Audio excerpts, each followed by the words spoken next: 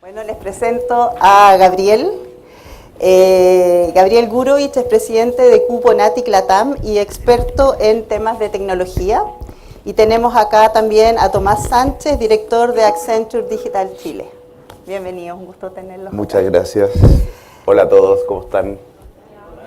Bueno, en el contexto de lo que estamos conversando acerca de lo que va a ser, lo que es ya el futuro del mundo del trabajo, Gabriel, partamos contigo. ¿Cómo crees tú que afectarán en nuestros trabajos la automatización de las tareas y la incorporación de la robótica? Mira, antes de contestar exactamente esa pregunta, una motivación. Ayer fui invitado a almorzar a una de las más prestigiosas universidades de este país con el vicerrector académico y su pregunta fue: ¿cómo se va a trabajar en 10 años más? ¿Qué tenemos que preparar hoy como estudiantes que se van a titular en los próximos 5, 6, etcétera, años para que absorban de alguna manera lo que viene? Porque lamentablemente seguimos preparando alumnos para que hagan trabajos que probablemente van a dejar de existir, ¿no? Y me contaba la siguiente anécdota, me decía: un alumno de último año de ingeniería comercial que hace su práctica laboral en cualquiera de los bancos de la plaza y tiene que hacer una operación de cambio de divisa, hoy, igual que hace 20 años cuando yo hice mi práctica en el Citibank, imprime un papel, camina hasta el escritorio del jefe, le pide una mosca y un timbre, camina donde el otro jefe y hace un, digamos, trabajo de papel y casi que, no sé, cero digital. Y la pregunta del alumno es: ¿así es la pega? Para esto, o sea, exacto, pero si yo pololeo aquí, voy al doctor aquí, hago mis clases aquí, y salgo al mundo laboral y me encuentro con un mundo de papel, de caminar de un lugar a otro, cero virtualización, etc. Entonces, primer antecedente, probablemente la educación es una de las industrias que está más retrasada respecto al cambio tecnológico. Y lamentablemente de cómo te forman en tus años, digamos, de alta plasticidad mental, que son tus años universitarios, es lo que termina siendo después y es muy difícil de cambiar. No sé si a alguno de ustedes les pasa, a mí me pasa, que si salgo de mi casa con esto que tiene más capacidad de proceso que el transbordador espacial que llegó a la Luna, y sin mi notebook todavía siento que hay cosas que no voy a poder hacer. Y me siento un poco incapacitado incluso. Entonces hay cosas que no vamos a poder sacarnos de la mente. Volviendo a tu pregunta, y quería dejarlo ahí porque vamos a hablar de ese tema, yo creo, y esto no lo digo solamente yo, lo dice McKinsey, etcétera, en exactamente 15 a 20 años más en Chile no van a haber cajeras de supermercado, no van a haber choferes de nada, no van a haber probablemente guardias, personas, ni porque todo va a ser reemplazado por sistemas de seguridad digitales, porteros, etcétera. Entonces, descarta todo aquel trabajo que a ti te suena a automatizable, robotizable, y te vas a dar cuenta que nos quedamos con más o menos el 45% de los trabajos que hoy día conocemos. Entonces yo creo que la pregunta es más amplia, es muy buena tu pregunta, pero la pregunta es básicamente: ¿a qué nos vamos a dedicar en 15 años más? ¿Sí? Y a mí me tiene tremendamente emocionado que me hayan invitado a este conversatorio, porque voy a tratar de dar algunas pistas de por dónde creo yo que puede ir eso. Pero efectivamente no es cómo adaptamos lo que hoy día sabemos que hacer a un mundo altamente automatizado y digital y robótico. Perfecto. Es más bien, ¿a qué nos vamos a dedicar cuando las máquinas hagan toda la pega? Y creo que eso lo vamos a tratar de develar en estos minutos. Puede ser un buen tema. Sí. Y tú, Tomás, desde tu experiencia, ¿cómo ves este tema? ¿Por dónde va? ¿A quién nos tenemos que dedicar? Esa es una pregunta, es una pregunta amplia, pero de alguna manera también tienes una mirada. Muchas gracias por la invitación. Cuando hablamos a qué nos vamos a dedicar, yo creo que es una pregunta compleja porque la verdad tiene que ver también con cómo gastamos nuestro tiempo libre, ¿bien? Pero a mí lo que me preocupa, de hecho, siguiendo la línea de lo que planteaba Gabriel, es si es que vamos a llegar a eso o se va a generar una especie como de futuro medio distópico, ¿cierto? Yeah. Porque en el fondo, pongámonos en el escenario bueno. El escenario bueno es que logramos un buen equilibrio social, y en este buen equilibrio social y económico, ¿cierto?, tenemos más tiempo libre, y ahí la pregunta va a ser, bueno, ¿cuáles van a ser nuestros hobbies? ¿Cierto? Es decir, hoy día estamos haciendo deporte, hoy día estamos generando arte, o estamos haciendo música, o en el fondo pasamos más tiempo con la familia, y ser capaz de ver que uno no se siente o frustrado o inútil, o qué es lo que pasa. De hecho, hay hay varios pilotos en el mundo que se están haciendo hoy día, principalmente en Canadá, en Finlandia, donde se están haciendo pilotos de ingreso mínimo universal, ¿cierto? Que para los que no conozcan el concepto, tiene que ver con que te aseguran un sueldo básico, por decirlo así, y ven qué pasa en el sentido social, de cómo se comporta un pueblo, por decirlo así, o una familia, cuando todo el mundo no tiene que ir a trabajar. Ojo que esto también lo están haciendo en Congo, digamos, no tiene solo que ver con países desarrollados. Sí. Y viene del concepto que alguien dice, si no vamos a poder trabajar porque las máquinas lo van a hacer todo, ¿de qué vamos a vivir? Bueno, cobrémosle un impuesto a la automatización a aquellas compañías que dejan de tener personal y generemos Basic, ¿cómo es? Income. Universal Basic Income. Y lo que ha demostrado, y que yo lo encuentro genial, nos desviamos un poquito, pero alguien que recibe este sustento básico que le permite tener un techo, comer, salud, acceso al transporte, etcétera, no se transformó en un guatón borracho, sino que está como mucho más foco y menos angustia en su vida. Claro, pero el tema es si vamos a ser capaces de llegar ahí, porque lo que no sabes, por decirlo así, o no sabemos, ¿cierto?, es si en el camino no te va a pasar de que se va a empezar a generar una especie de elite, ¿cierto?, que va a ser capaz de subirse al carro de los nuevos temas y va a empezar a tener un espacio de la población que va a estar más atrasado, que antes de que la población y de alguna manera el gobierno se ponga al día y sea capaz de implementar un sistema como este, para incorporarlo, digamos, sea capaz de incorporarlo, sea capaz de hacer frente a esta nueva tendencia. Y lo que también, en el fondo, corremos el riesgo es que el gobierno no tenga los recursos para que esto pase y que por lo tanto vaya a quedar offside, y en ese offside va a terminar con una parte de la población bien complicada, entendiendo a su vez que un UBI, ¿cierto?, Universal Basic Income en inglés, el desafío también tiene es que hoy día en un mundo tan globalizado, sin frontera, es que necesitáis en verdad universal nivel mundial, porque si es que mañana va y Argentina implementan UBI, pero Chile no, o viceversa, se le va a empezar a generar un problema migratorio, o sea, es complejo el cómo llegamos a ese mundo de extrema automatización donde tenemos mucho tiempo libre, pero donde también hay un proceso económico que no es cierto. ¿Y cuáles son los desafíos que tú ves para poder salvar esta brecha de alguna manera? ¿Por dónde debiéramos enfocar el tema? Yo ahí volvería a la pregunta que le hacía recién a Gabriel, el cómo vemos el tema de la educación. Yo siguiendo las palabras de Gabriel, también estoy muy preocupado porque creo que no solamente la educación hoy día está atrasada versus otra industria, yo encuentro que está derechamente obsoleta. O sea, yo lo cuestionaría moralmente la educación hoy día que tenemos, porque efectivamente no te da las herramientas para desenvolverte en el mundo en el que hoy día estamos. Mira, algunas claves, y esto para develar un poco cómo vamos a trabajar, y quizás de eso llegar a la pregunta que yo creo que es la de fondo, en qué contexto y ambiente. Primero, todas las industrias del conocimiento, ya sean las más artísticas hasta las más formales como la abogacía, digamos, están transitando de una lógica de yo busco un empleador y voy todos los días a un edificio de vidrio a trabajar, a estas plataformas en donde trabajo freelance y me conecto con un equipo en donde hay un tipo en India, otro en Sofía, la capital de Bulgaria, y otro en Tel Aviv. Armamos un proyecto, me desconecto, me enchufo, etcétera, y voy ganando cierto prestigio, y resulta que igual que los vendedores de Amazon, mientras más estrellitas y más reviews positivos, más gente quiere trabajar conmigo, y finalmente logro desarrollar una carrera en cualquier área de las industrias del conocimiento, sin nunca haber visitado un lugar del trabajo físico, ¿no? Hoy el 45% de los nuevos integrantes de la fuerza laboral americana, ese es su destino. No construyen un currículum vitae para buscar pega. Y de hecho, lo interesante... Volviendo un poco a lo que hablaba Kay hace un minuto, finalmente ahí es como la disyuntiva, porque finalmente cuáles son los valores que finalmente nos van a hacer, valga la redundancia, tener valor como persona en este mundo futuro donde gran parte de temas los van a poder hacer las máquinas. Y finalmente hoy día vemos que el contacto con el otro, el tener esta inteligencia emocional, el poder se virtualiza, genera un valor muy grande. A ver, voy a remontar 30 años atrás.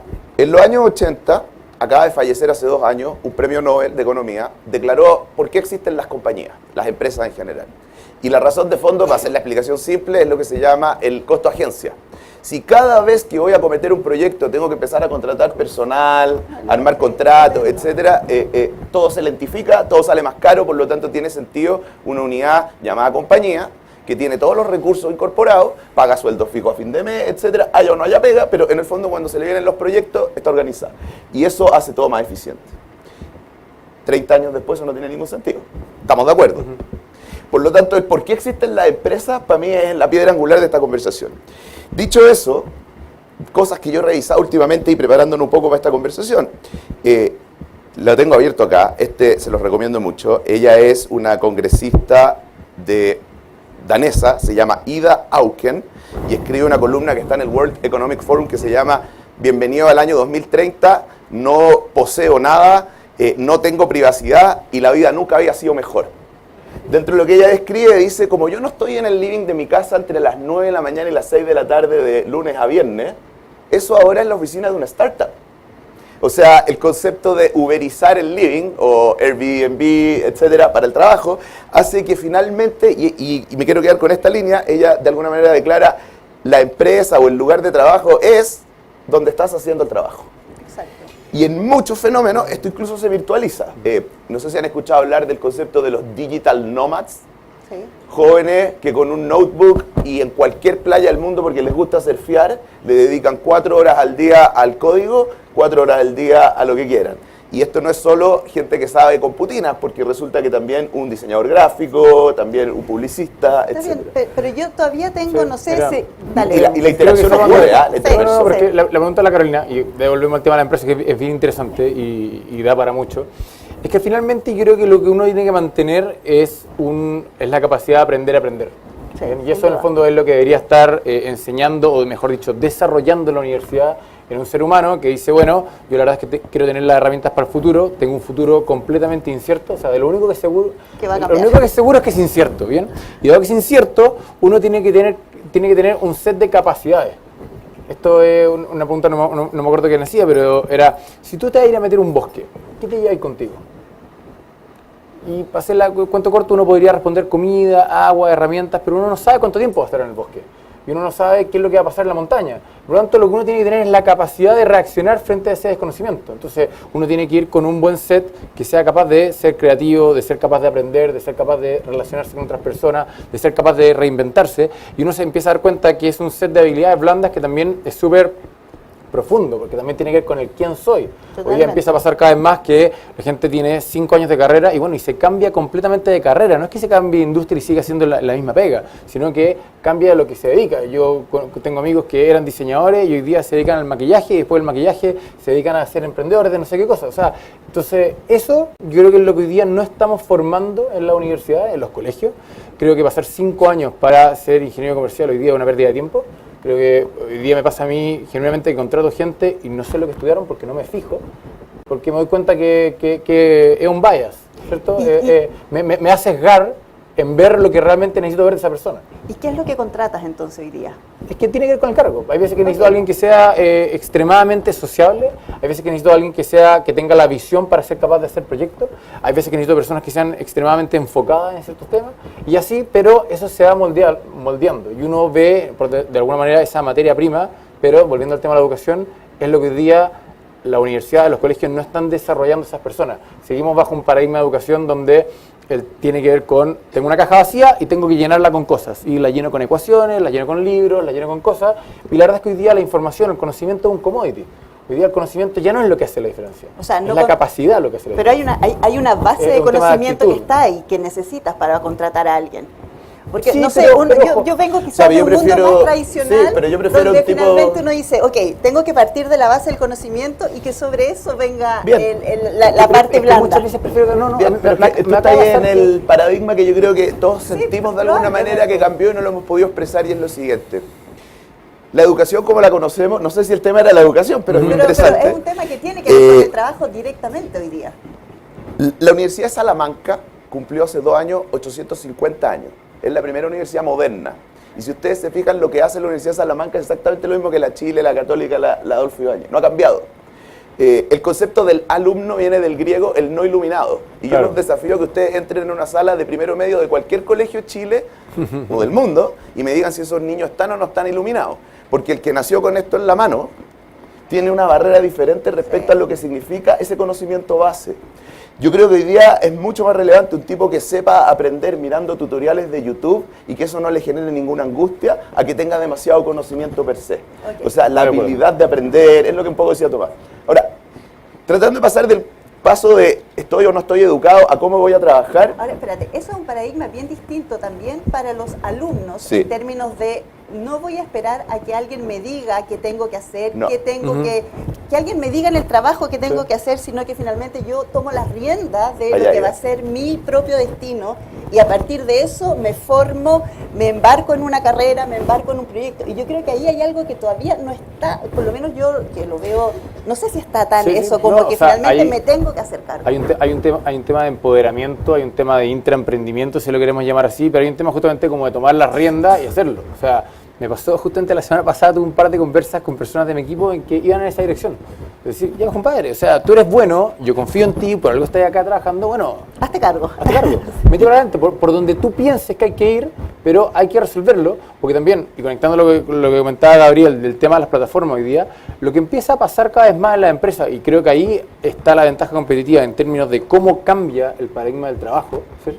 Es esa flexibilidad de cómo empezamos a dejar que las personas funcionen de manera más autónoma y sean capaces de resolverse.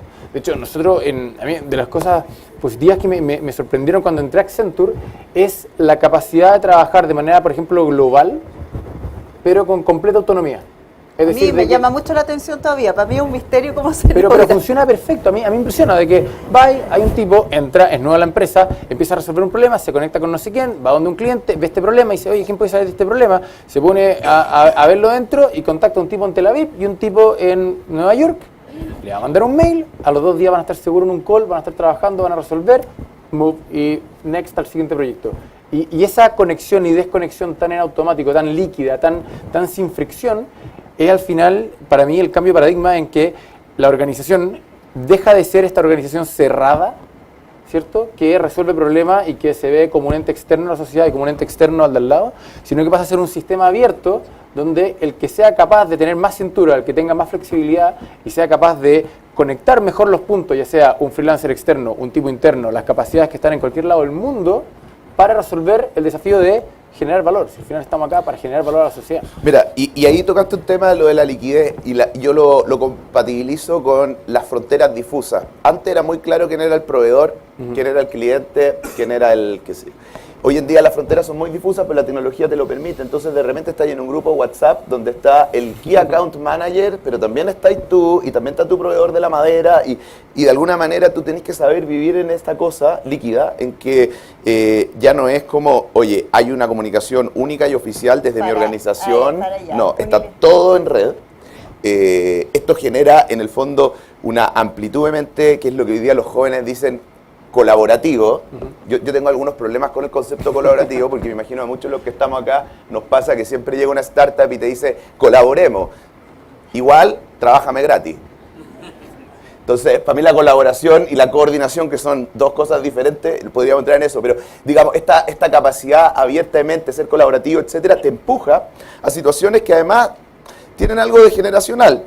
Historia muy cortita, un área de trabajo, 4 millennials, un jefe no millennial, al jefe lo ascienden, hay que elegir a un jefe de área, se decide por ti, se junta a tomar un café, tienen la conversa heart to heart, te dice te vamos a subir 30% el sueldo y te voy a pasar a ser jefe, y la reacción del millennial es ¿cómo?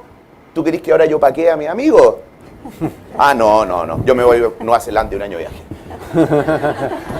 Pero ¿quién no lo ha vivido?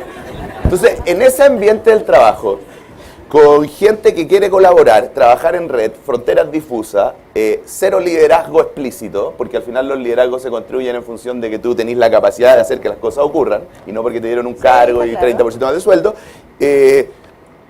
Dejo la pregunta abierta inclusive, ¿tiene sentido ir todos los días a un espacio de trabajo igual, el mismo? ¿Tiene sentido de 9 a 6 en el edificio Vidrio en Manhattan? ¿Tiene sentido cuando además el que era mi cliente ahora es mi co-colaborador, el que me ayuda a resolver está en Nueva York, los horarios? Entonces, el extremo me tocó asistir, y les pido por favor que lo busquen y lo vean, que es tremendo, a una conferencia hecha en el mundo virtual. ¿Se acordarán ustedes de Second Life? El primer intento de tener un avatar en un mundo. Bueno, el mismo fundador de Second Life hoy día tiene algo que se llama High Fidelity, y un profesor mío de la Universidad de Singularity dio una charla en donde todo el público estábamos, pero hechos avatar. O sea, yo era así un musculoso, al lado mío tenía, Increíble, tenía al lado un dragón, etc. Y él también era virtual. ¿Qué pasa? Si yo movía mi cabeza hacia el lado, tenía esa sensación de estar en un ambiente de trabajo, o en un ambiente de conferencia, con otro ser, virtual por supuesto, pero con el que tenía capacidad de entrar en eye contact, de hacerle una pregunta para el lado, de pararme y moverme, etc. Y en un ambiente en donde nadie estaba físicamente en el mundo de los átomos juntos, pero totalmente juntos en el mundo virtual. Sí. Si ustedes creen que eso no va a ocurrir para el día a día de las reuniones y las pegas, o sea, hagamos una apuesta. En 15 años más, no solo vaya a tener la llamada Skype, no solo vaya a tener la pantalla compartida, sino que además vaya a tener virtualmente compartido a este otro personaje. Lo interesante de hacer, yo creo que va a pasar eso. A mí también me ha pasado mucho de que, viniendo más del mundo startup, uno empezaba a tener más reuniones por Skype y uno de los clientes le empezaba a decir, bueno, tengo una reunión, pero por Skype, porque la verdad es que por esta media hora no vale la pena perder media hora de ida y media hora de vuelta. Sí. Y reconozco que hace 2, 3 años todavía me miraban con cara de bicho raro, porque si estamos los dos en Santiago, queremos tener una reunión en Skype. Y yo decía, porque es más eficiente, no vale la pena. Hoy día en Accenture vivo en reuniones por Skype, pero yo creo que lo que va a terminar pasando, haciendo un poquito de futurología, es que vamos a terminar trabajando todo en coworks, donde el cowork va a ser temático. Es decir, yo voy a trabajar con gente que me cae bien, o voy a trabajar con gente que le gusta el mismo tipo de alimentación, o voy a trabajar con gente con la que tenemos los mismos hobbies, porque lo que te va a pasar es que tu empresa va a poder vivir virtualmente y tú vas a querer estar motivado porque igual vas a querer tener el contacto humano, y cuando me tengo que juntar, me tengo que juntar. Cuando quiero trabajar con las personas correctas en un determinado proyecto, lo voy a hacer. Pero al final la gracia va a ser que me voy a poder desempeñar físicamente en los lugares que más me hacen sentido, que estoy a gusto, y voy a poder pasar en el fondo un buen par de meses en el Office as a Service. Sí, no, totalmente. WeWork. Y el éxito de WeWork, yo creo que se explica no solo porque es taquillero y no sé, es porque, y si tú le preguntas a un emprendedor, yo he vivido esto muchas veces, es ¿por qué WeWork? Y me dice, porque cuando estoy de viaje tratando de levantar inversión en Silicon Valley o donde sea, tengo una oficina. Y paso la tarjetita y la weá se abre. Sí. Entonces, dime, ¿quién me puede dar eso? Ok, entiendo, yo creo que... Quiero traerlo un poco al presente. Y les quiero preguntar a los dos, ¿cuáles son hoy día las principales resistencias que ustedes leen en lo que les toca en su día a día para poder avanzar hacia allá o adaptarse a este mundo que ustedes dicen que se viene? Buenísima pregunta. Voy a refrasear a alguien que trabaja en el edificio al lado, Alfonso Suet, de la CPC. Hasta el año pasado le hacía clases en la Católica y me invitaba a un curso, a dar una charla. Entonces, él dice, mi dolor, él es dueño de un gran holding, tiene, no sé, pues, cientos de empleados en todo el rango de gerente hasta reponedor. Y me dice, el problema no son los millennials. El problema es el jefe exactamente arriba de los millennials. Ese personaje de 40... que se quedó atrapado en la mitad de la tecnología porque se acuerda cuando el mundo no tenía internet, después se acuerda cuando había una conexión telefónica, que si te levantaba el teléfono se desconectaba, y ahora pues, bueno, le quedan todavía 30 años por delante y se tiene que reinventar. Y tú lo miráis y es un tipo que no puede creer que el teléfono se abre porque te reconoce la cara y todavía ocupa el otro dedo porque no tiene la habilidad del dedo gordo de los que jugaron Nintendo, etc. Entonces, es un desastre porque es un güey que está atrapado. Ya, bueno, hablemos de ellos porque somos parte de nosotros. Bueno, entonces él dice, el gran problema para que esta cuestión se lleve a la futurología que estamos tratando de hacer acá, recortes por aquí, recortes por acá, se llama el post-millennial. El jefe directo tenía 40 años. ¿Qué ocurre? En el ejemplo del banco, si este gallo que tenía que firmar el papel y poner el timbre para que la operación de dólar a euro funcionara, es reemplazado por un clic, ¿qué control tiene? ¿Qué sensación de poder le dejas? ¿No? Entonces yo le podría decir, pero compadre, podría estar surfeando y aprobando operaciones. ¿Cuál es tu problema? No, aquí, bueno, se quedaron todos callados. ¿Acá soy yo el jefe? Ojo, y si no estoy, no hay firma. A todos no, ¿hay pago? Sí, salió el cheque, pero no hay firma. ¿Qué significa esa weá? Yo que soy bien radical y filudo con esto, yo te digo, acá hay dos posibilidades. O digitalizamos a esa generación y nos gastamos las horas y las lucas del Cercotec en eso, digamos, o vamos a ser probablemente un país o una sociedad que va a llegar tarde al cambio, porque tampoco le dejamos hacer a los pendejos millennials. A mí me encanta, yo sé que el Tomás lo hace, o sea, en el fondo, probablemente basado en la experiencia, porque por algo existe la madurez profesional. Basado en la experiencia, Tomás dice, no les va a resultar. Pero no se los dice. ¿Ah? Y los deja perder un poco, porque finalmente... Entonces, jefes que te dejen hacer y que no se espanten porque y lo que los espanta es la tecnología, es decir, llegué tarde, no soy capaz, mi cerebro ya no es tan plástico, no entiendo, no quiero entender. ¿Qué es esa weá de Slack? No, etcétera. Entonces no, bueno, y ese tapón empieza a generar. Y ahí hay dos posibilidades. O la empresa no tiene la capacidad de capturar talento joven y van a, por una cosa natural, desaparecer, porque en el fondo en algún minuto alguien se quiere jubilar y no hay nadie nuevo, etcétera, y les va a ganar por el lado entonces una startup hiperdigitales, virtuales, etcétera. O nos ponemos a trabajar en eso. Yo creo que es el gran tapón. Hay varias empresas asustadas hoy día por temas así en el mercado. Pero no sé si esto les cambia un poco la percepción. Yo creo que el gran tapón es el jefe inmediatamente arriba del millennial. Yo tengo una mirada que es más grande, o sea, en el sentido que es más... Creo que no es tan específico, yo creo que el problema es completo. Es decir, yo creo que el tema es cultural de punta a cabo. Y digo punta a cabo porque creo que el millennial también tiene un problema de que en el fondo quiere echar para adelante, pero justamente cuando le toca ser jefe no quiere ser jefe, o cuando tiene que resolver un problema complejo no sabe pedir ayuda, o tiene otro desafío. Y también creo que parte en el directorio cuando el directorio de la empresa piensa que todo va a seguir igual. O en la conversa de directorio dice, no, oye, las cosas están cambiando aquí allá, pero vamos a seguir haciendo las cosas igual. ¿Me explico? Porque hace 30 años que nos resulta. Está bien, Exacto. pero eso hoy día se está quebrando. Exacto. Y se está quebrando muy rápido en empresas Carolina, grandes. El problema es que, es que se está quebrando porque por fin, diría yo, hay una conciencia de que va a cambiar, pero no cambia nada. Me explico, porque cuesta mucho ejecutar el cambio de, como el ejemplo que da Gabriel, de cambiar la estructura de aprobaciones de pago. Cambia mucho, o sea, es un costo político brutal. Y lo que también pasa es que ciertas generaciones simplemente no la ven, no entienden de lo que estamos hablando, no entienden de lo que estamos hablando cuando estamos hablando de autonomía, no se imaginan un mundo. O sea, porque primero tenéis que imaginártelo, cerrar los ojos y decir, mira, esto va a ser así, y cuando el compadre, el operario que está en el puerto de Arica tenga un problema, lo que vaya a hacer es que voy a dejar que él se gaste los $50.000 que hay que gastarse. Mira, te voy a dar un ejemplo. Hablando de esto, y que me gusta el libro, hay un libro que se llama Reinventing Organizations. Sí. No es muy nuevo, es como el 2014, pero Sí. de un francés bien pillo. Un belga. Es belga, Belga, sí, es verdad. belga. Y el tipo da un ejemplo que es muy bueno. Contaba una compañía en Francia que se llama... se me olvidó el nombre, pero hace piezas para automóviles, es decir, full industrial, no estamos hablando de un startup tecnológico, ¿bien? Pero el tipo adoptó esta cultura de, oye, que haya más autonomía, cosa que las decisiones se puedan tomar más rápido, de que la empresa tenga más agilidad y que por lo tanto no se generen los cuellos de botella de toda una burocracia. Entonces el tipo cuenta que un día el CEO de un cliente lo llama y le dice, oye, me acaban de llegar las partes y piezas en un helicóptero. ¿Por qué me mandaste las partes y piezas que necesito claramente, pero en un helicóptero? O sea, me podrían haber llegado un día después. Y el CEO le dice, mira, la verdad es que no estoy enterado de eso. No tengo idea por qué te habrán llegado. Sí puedo adivinar lo siguiente, y es que en mi empresa nos jactamos de que nunca en la historia de la vida hemos entregado un pedido atrasado. Y tengo claro de que alguien, a lo largo de la cadena de valor, habrá sido un operario, habrá sido un jefe de despacho, consideró prudente, necesario, pongámosle el adjetivo que queramos, mandar un helicóptero con tal de sostener el orgullo de la empresa de que nunca en la historia hemos puesto un pedido tarde. Eso, Y el tipo te dice, los $1.000 o $5.000 que costó el helicóptero, estoy clarísimo que están pagados.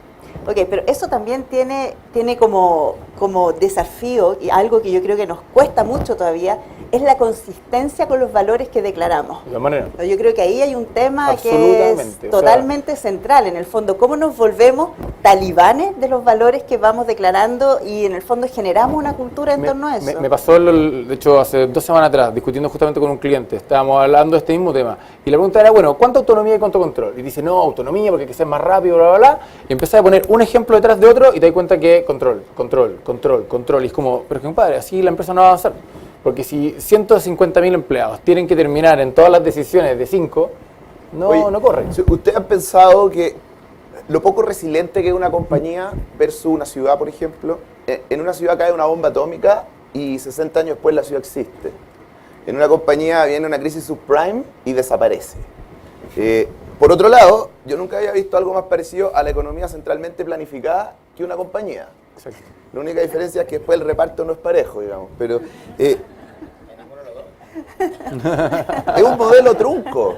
O sea, la forma en que trabajamos, que nace con la revolución industrial, digamos, ¿ah? Y nos organizamos, y entonces está trunco. Sí. Yo creo que ese es el diagnóstico. ¿Cómo esto rebota en una mirada que es, en el fondo, descríbeme un día en la vida del trabajador del futuro? Y dónde va a estar y para dónde se va a mover y qué sé yo, me quedo resonando algo que dijo Tomás de esto de las cosas más virtualizadas.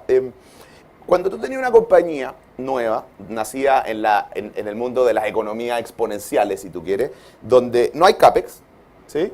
No hay empleados, ¿sí?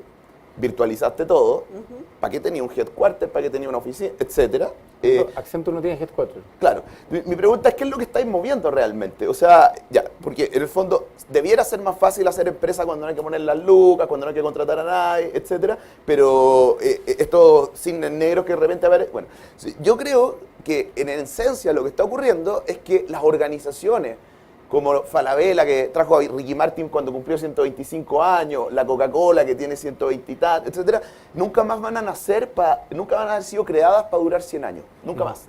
Yo creo que las organizaciones laborales de cualquier tipo, cómo nos organizamos para sacar la pega, digamos, es algo líquido, es algo muy flexible, es algo que no pasa por tener un contrato de trabajo ni un escritorio con, qué sé yo, mi nombre ahí lacado. Estoy poniendo en extremo, por supuesto, ni un espacio colaborativo necesariamente con nombre y apellido de la empresa, y tiene mucho más que ver de una forma inteligente organizarnos para sacar la pega. Yo creo que ese es el... Sí. Y ahí hay un estudio en Lima, no sé a quién le toca trabajar en Perú, pero si acá el tráfico a veces es desgastante, en Perú es siempre, ¿no?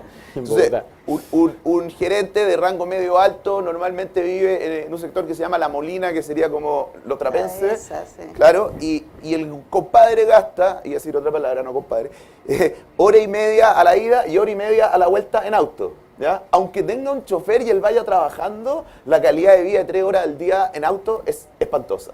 O sea, hay un estudio peruano que dice que si tú te evitáis el movimiento, porque en Perú si tú eres rockstar, haces 4 reuniones al día, corriendo a lo bestia, entre medio tuviste que moverte. Pero si agarráis Skype o Zoom o lo que fuese, estáis agregando varios puntos al PIB. Pero varios puntos al PIB. Entonces, el impacto es tremendo de virtualizarse. Ahora, igual me resuena de nuevo con lo que decía Kate, porque finalmente lo que hay, la pregunta que a mí me queda de esto es finalmente, ¿qué es trabajar hoy día? ¿Qué es hacer empresa hoy día? Porque hoy día en el fondo empiezan a aparecer, no sé, uno lee como cualquier hijo vecino, ¿qué son las empresas B? Claro. Son finalmente organizaciones que tienen un propósito que ya no están en la estructura tradicional de lo que fue una empresa, que de alguna manera desde ahí buscan...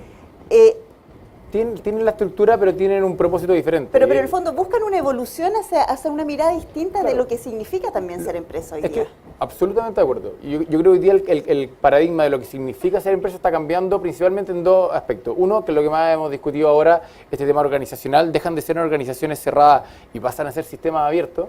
Y lo segundo que pasa es que el por qué existe la empresa o el para qué existe la empresa también cambia. Deja de ser Totalmente. una empresa que genera valor al accionista porque yo la fundé, porque yo soy el dueño, porque yo puse las lucas el primer día, a que la sociedad, los empleados, el resto de los stakeholders, la comunidad te exige de que sea una empresa que también tenga dentro del propósito el impacto social. El tema que sigue siendo fundante de la empresa para mí es el valor, es la generación de valor, porque si no genera valor, nadie está dispuesto a pagar por ella y por lo tanto no terminan pagándose los sueldos y por lo tanto no gira la economía. Entonces, cuando tú decís, bueno, ¿qué es trabajar? Para mí es agregar valor. Ese valor lo agrego escribiendo código, siendo capaz de que 2 personas conversen o simplemente respondiendo las preguntas o las dudas a alguien, lo que sea. Pero que agregue valor, que alguien, y al final, ¿qué valor? Algo que otra persona esté dispuesta a pagar por ello. Ahora, Yo soy más dramático aún. Yo creo que el ejercicio del trabajador común y corriente, ¿ya? No el visionario que fundó una compañía porque quería arreglar el mundo o porque tenía una gran idea, etcétera, sino que él trabaja para darse un sustento. Podemos acordar lo que es sustento, pero más o menos sabemos todo lo que estamos hablando. Educación, salud, vivienda, techo, o sea, ropa, transporte, etcétera, para mí, para todos los míos. Eso pierde sentido toda vez que el no consumo se apodera de las nuevas Totalmente, generaciones. totalmente. Si yo no necesito, porque ¿para qué quiero acumular si yo lo que quiero es usar a veces un auto, etcétera? Entonces, mi nivel de sustento requerido en términos monetarios baja tremendamente. Súmale a esto, y aquí también estoy dispuesto a hacer apuestas en cuánto tiempo va a ocurrir, pero que gracias a las criptos, al blockchain, probablemente las cosas no van a tener nunca más precio. Porque para ti hoy probablemente la Coca-Cola puede costar 2 cuidadas de tus hijos viernes en la noche para poder salir a carretear. Y pasado mañana ya no tienes, etcétera. Pero vamos a volver a la era del barter, del trueque. Las cosas no van a tener un precio único, las cosas van a tener un precio según tu necesidad, tu oportunidad. Van a ser más dinámicos. Más dinámico, líquido, etcétera. Entonces, cuando el trabajador se enfrenta a un mundo en que diga, chucha, ¿para qué voy a trabajar? Ya no es por el sustento. exacto. Es por lo que, Exacto. donde me... Exacto. Y eso cambia dramáticamente. Y eso te pone en una vereda que es como, quiero realizarme como persona o no. Pero igual sigue siendo, hay un tema de intercambio de valores, es decir, tú sigues valorando algo, tal vez no quiero el auto, pero sí quiero todos los movimientos Claro, pero en cambia auto. el contexto del valor. Cambia el contexto del valor, va a ser más dinámico, pero cuando nos metemos en el tema del no consumo, ahí caí en otra conversa que es bien interesante y es, bueno, ¿es capaz la sociedad, / la economía, ser capaz de resistir un no crecimiento? Sí, pero lo que yo quería redondear era, probablemente tú no vayas a trabajar por el paycheck a fin de mes porque ese paycheck no va a existir. ¿Sí? Y tú vayas a trabajar por la cantidad de estrellitas que acumulaste en tu perfil que te permiten a la vez... Pero en el fondo, es un paycheck de una u otra forma, pero es valor tiene al final. pero claro, pero, o sea, no sé si a ustedes les No es pasa, pero no es la valor típica pecuniario, comparación pero es es- cuánto ganáis tú, cuánto gano yo, cuántos años llevas. Todo eso pierde O sea, sentido. yo creo que claramente, no sé si va a perder total, pero hoy día está cambiando. Hoy Sí. día las nuevas generaciones no trabajan por el sueldo, trabajan por otras motivaciones. Me contaban los Cada del vez Banco más, Estado, digamos. mira qué curioso, el Banco Estado, que es finalmente un banco igual a cualquier otro de la plaza, solo que tú podrías decir tiene una motivación diferente, ¿no? Hoy día un ingeniero comercial recién titulado, si le ofrecen una pega en el BCI o en el Banco, va al Banco Estado, porque siente que está haciendo un bien superior a la sociedad. Bueno, Tremendo. la cantidad de gente recién salida a la universidad que hoy día postula al programa Chile País, donde uno se va a trabajar. O sea, para los cupos que hay, la cantidad de postulaciones es increíble en relación a lo que era hace algunos años. Entonces, Es que ahí para mí- volvamos a lo importante del propósito. El propósito Claro. como un tema Porque- central, porque- mucho porque- más central. hoy Pero hay día. un tema justamente motivacional y si volvemos al tema del trabajo, también es algo importante de las empresas hoy día. Bueno, ¿cómo incorporo ese leitmotiv, cómo incorporo ese propósito, valga la redundancia? ¿Qué necesito para tener a la gente motivada? Porque en el fondo la motivación empieza a ser más intrínseca que extrínseca. Ojo, eso también en un contexto de escasez de talento. También. Porque cuando baja esa escasez de talento y se hace más homogéneo el mercado laboral, lo que empieza a pasar es que van a bajar los sueldos y ya no voy a tener tantas ganas de salvar el planeta si es que no me pagan lo suficiente. Bueno, Sí, tenemos. es verdad, po. Vamos a dejar acá, estamos en el tiempo, me están avisando. Bueno, les doy. Yo creo, Dale. solo para redondear una idea más, probablemente muchos de acá hemos visitado las oficinas de Google, ¿no? Y que desde que tienen el chef francés los martes y el Thai los miércoles y que todos andan en bici y son felices y está lleno de cosas de colores. Yo creo que eso fue. Todavía veo empresas que intentan decir, no, Disfrazarse. nosotros vamos a girar hacia el modelo de Google y la cuestión. Y fue porque en el fondo llega un momento en que la gente también dice, oye, este no es un parque de entretenciones, ¿ah? Igual hay que rendir. Y yo creo que esa línea de pensamiento se está imponiendo. Sí, yo también creo.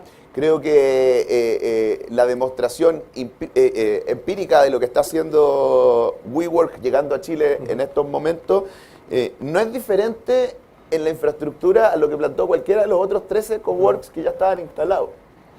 Pero te ofrece un valor que es menos tangible, que es acá vaya a poder interactuar con talentos que te pueden servir, con gente que te puede inspirar, con otras startups que te pueden brindar un servicio o que tú les puedes vender, etc. Y eso es trabajo en red, colaboración a ultranza, fronteras difusas, etc.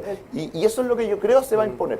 Sí, el apalancarse más en el ecosistema. Claro. O sea, y ahí hay un desafío importante. De hecho, bueno, nosotros hace un par de meses atrás abrimos un centro de innovación abierta que se llama Bridge, que justamente la idea es, bueno, cómo empezamos a entrenar el músculo para todos lados de que grandes empresas sean capaces de trabajar con startups, de cómo aceleradoras, incubadoras, universidades, quien sea, sean capaces de trabajar con el otro. Y sean capaces de trabajar con el otro porque termina siendo una cadena de generación de valor mucho más eficiente, más líquida, donde hay un montón de externalidades positivas, pero no estamos acostumbrados. O sea, No, hoy no día las estamos universidades están alejadísimas de la empresa de los startups y así. Bien.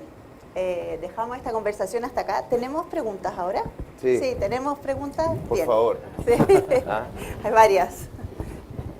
La pregunta es breve, es decir, ¿qué posibilidades reales tiene una organización que no nació digital, una organización tradicional, en serio, así en la firme, de moverse hacia esto? Y para ustedes, ¿cuáles serían como los elementos clave para poder lograrlo? Tu pregunta es espectacular. Es tan buena que te la voy a contestar en 2 palabras. Yo soy... Ni una. No. Yo soy emprendedor, y innovador y tecnológico, lo que tú queráis. Y hay alguien que tiene la pega más peluda que yo. Se llama el transformador digital. A ese güey le dijeron, agarra este avión en vuelo y cámbiale la ala sin que se caiga. Eso le dijeron. Agarra esta weá de papeles, rígida, vertical, etcétera, y házmela digital. Pero tengo que seguir facturando todos los meses y no puedo echar a nadie. Y no quiero ruido. Sí. O sea, No. ninguna. Su pega es imposible. Es como... no hay una posibilidad. Lo he visto tantas veces. Entonces, en el fondo, por ejemplo, tengo un gran amigo que hoy día es el transformador digital de Walmart, conocí la semana pasada el de la CSU, etcétera, y son empresas que les acaban de poner encima un desafío que es imposible. Porque si hay que cambiar el ala del avión en vuelo, se va a caer, pues, weón. A menos que sea un muy rápido, entonces, claro, y listo. Pero en el fondo, crisis organizacional, pérdida de valor, destrucción de mercado, Yo creo que el punto de suicidio. Ojo, es cierto, pero soy más optimista. Gracias, porque si no... No, miren, yo creo que es buena la analogía del avión, pero creo que la reemplazaría por un auto. Esto es un auto a combustión, ¿cierto?, que están dando, y en el camino tengo que hacer que pase un auto eléctrico. Es difícil, pero si el auto va andando, me van pasando las piezas por las ventanas, empiezo a construir el motor en el cajón de atrás, y de a poquito voy Un empezando... Frankenstein asqueroso. No, porque a la mitad empiezo... Y al lado te aceleró uno eléctrico, ¿cachai? De la forma Un Tesla por al lado. No, porque nadie dice que es fácil. Lo que estoy diciendo es que en el camino vais desarmando el otro motor y lo termináis botando y termina corriendo con un solo motor. Es que si no existiera la competencia eventual. Ojo, pero es que la competencia tampoco la tiene tan fácil, porque también vemos competidores que van corriendo, pero el compadre de la Fórmula E también tiene un desafío de que está acostumbrado a correr en circuitos cortos y ahora son circuitos largos. También está acostumbrado a que estoy atendiendo 5.000 clientes, no estoy atendiendo 500.000 clientes. También estoy acostumbrado a que tengo una organización que funcionaba como una startup, pero hoy día tiene que empezar a funcionar como algo más complejo. O sea, parte de las cosas que le ha pasado a la mayoría de los startups, los que son capaces de crecer, es que en su minuto se pegan un upgrade de management, y tiene que ver con que se dan cuenta de que manejar un startup tecnológico de 100 personas es diferente a una corporación de 100.000. Le pasó a Uber, le pasó a Google, todos en su minuto tuvieron un cambio de CEO, y al fundador le dijeron, compadre, muy creativo, Sí, no, pero no es que tú suficiente. estás hablando del problema del crecimiento. Está bien, pero de algo que nació digital. no, Mi pero- pregunta pero- es, algo que nació análogo, ¿cómo lo digitalizo y qué oportunidad tiene? Ninguna. Tienes dos Pero ya, y entiendo el punto, pero desde el punto de vista de Tomás, entonces, si tú crees que sí tienen posibilidades, ¿cuáles serían esos elementos clave por los que tú te las jugarías para Tener moverse hacia ventanas allá? grandes. Yo creo que lo primero tiene que ver con la transformación en la primera capa, es decir, estamos hablando de C-level y directorio, en que ellos tienen que entender para dónde va la cosa y cómo se transforma. Y ahí es cuando eres capaz de primero plantear una estrategia que no separa lo digital del negocio, es decir, es una sola estrategia que es capaz de entender cuál es tu nuevo paradigma. Políticamente es complejo. Políticamente es complejo, pero al ojo, pero si interior nadie de dijo que era fácil, organizaciones. justamente. No, O sea, es posible. Pero, tenemos... mira, le voy a dar un ejemplo, le voy a dar otro ejemplo. Ojalá no haya nadie del BCI. ¿Hay alguien del BCI? No, ya. No, aquí no se atrevió. Hace 3 años contrataron a Yarur Jr. como transformador digital, dijo el dueño, ¿sí? Y él me dijo hace exactamente 2 meses, si yo tuviera que empezar de nuevo, parto un banco de cero. es una Que opción. mi viejo se quede con el BCI y lo hunda, weón, mientras yo agarro el resto del patrimonio familiar y monto un banco digital desde el día 1, Silicon Valley Bank. Sí. Porque si no, no se puede. Entonces, esta cuestión yo lo digo así bruto, pero hay bemoles. Ahora, ¿qué creo que va a ocurrir? Es que finalmente arriba del C-Level y arriba del directorio hay un dueño. Y el dueño va a decir, ¿te sigo bombeando plata a vos, ordinario, analógico? ¿O sabéis qué? Parto nuevo. Y yo creo que lo que va a ocurrir es eso, que van a partir de nuevo. Ojo, es Se parte- reciclarán un par de viejos, viejos por aquí y por allá, ojo, pero en el fondo son compañías nuevas que nacieron con formatos digitales y que a lo mejor heredan la marca y tú vas a decir, claro, es curioso, pero tú podrías hacer estos casos de estudio Harvard después de 10 años de digitalización de la compañía y me decís, ¿qué quedó del original? Nadie. Oye. La marca, etc. Vamos a repartir antidepresivos para los mayores de 40. todo lo contrario. entre- No. Si la invitación es mucho más potente, déjate de tratar de digitalizar compañías análogas y parte nuevo. Más simplecito. Mira, ¿ah? yo creo que- Te ahorráis toda la historia para atrás. Bien, Oye, mira. vamos con otras preguntas que tenemos porque podríamos iterar infinito. Hoy día estamos en esta transformación, me pasa a mí mismo, de algo más análogo a algo más digital, pero yo estoy convencido de que uno de los temas importantes para perdurar en el tiempo es generar cultura en una empresa. Entonces hoy día, ¿cómo generar cultura en una empresa donde casi todos son millennials y sobre todo si es una industria un poquito más tradicional? ¿Cómo lo hacía? ¿O en qué puntos te enfocáis? Y no creo que sea solamente tener un rico lugar de trabajo o ser más flexible. Yo creo que hay algo un poquito más profundo. Entonces, ¿en qué se enfocarían ustedes para generar cultura en una empresa un poco más joven y con tanto cambio hoy día que está sucediendo? ¿Alguno de ustedes ha leído un libro que es, digamos, importante, yo creo que hoy más que nunca, escrito por el fundador de Linux, el creador de Linux, que se llama La ética hacker, ¿no? Él refrasea un poco este libro clásico, la ética puritana y qué sé yo, que en el fondo, en los fundamentos de por qué habían valores y cultura que hizo que Estados Unidos sea lo que es, está explicado. ¿Quién es el autor original? Weber. Weber. La Y que se ética, llama la ética protestante y el espíritu del capitalismo. Eso. La ética protestante y el espíritu del capitalismo explica por qué Estados Unidos funciona y por qué la gente hizo de esa nación de inmigrantes la potencia del mundo y tenía mucho que ver con la ética y la cultura, el trabajo, el esfuerzo y levantémonos temprano porque al final esto en el long term paga. La ética hacker, que es un libro escrito en los 90, que de hecho está prologado por este español filósofo muy conocido, ¿cómo se llama? Castells. Sí, pero no sé si... Exactamente. Dice, el desafío o el desafío cultural o lo que realmente mueve a las nuevas generaciones es acometer soluciones o encontrar soluciones a problemas muy grandes. Puesto desde el punto de vista de los emprendedores, si queréis ser billonario, solucionale un problema a 1 billón de personas. ¿Sí? Entonces, yo creo que cuando tú te planteas el desafío de crear cultura y mantener un equipo cohesionado en torno a un desafío complejo, de largo data, de mucho esfuerzo, etcétera, tenéis que buscar algo que en el fondo tú puedas hilar esa frase en que le digáis, vamos a cambiar el mundo si lo logramos. Y ahí volvemos al propósito, Claro. que era lo que estábamos hablando hace un De momento. todas maneras, yo les recomiendo pero- mucho ese libro, pero lo explica, digamos, muy bien. Volvemos al propósito, y habiendo estado metido en temas de transformaciones culturales más de una vez, y siendo radical como lo era Gabriel al principio, la forma más fácil de cambiar la cultura es echarlo a todo y contratar gente nueva. ¿Bien? Porque es realmente difícil cambiar una cultura. ¿Ah? ¿Si era así rápido o no? Y me ha tocado presenciar transformaciones culturales así, pero sentado en la primera fila, y yo diría que la clave son los líderes. O sea, es clave, porque es algo muy tautológico, pero en el fondo las empresas están hechas de personas y tienes que cambiar a las personas. Y si esas personas genuinamente no cambian, ya sea porque tuvieron un psicoanálisis brutal, o porque genuinamente se creyeron algo, o tuvieron una revelación, o porque simplemente cambió la persona, no va a pasar. Porque justamente la cultura es un reflejo de los valores, es un reflejo de las reglas que no están escritas, es un reflejo de los comportamientos, de las costumbres que se dan día a día.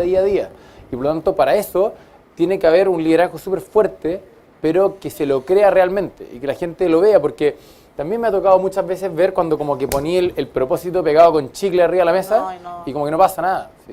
En el fondo un lindo cartelito Si no hay con consistencia los con valores de la eso, empresa sí. ahí en la esquina enmarcados y que como que nadie se los cree.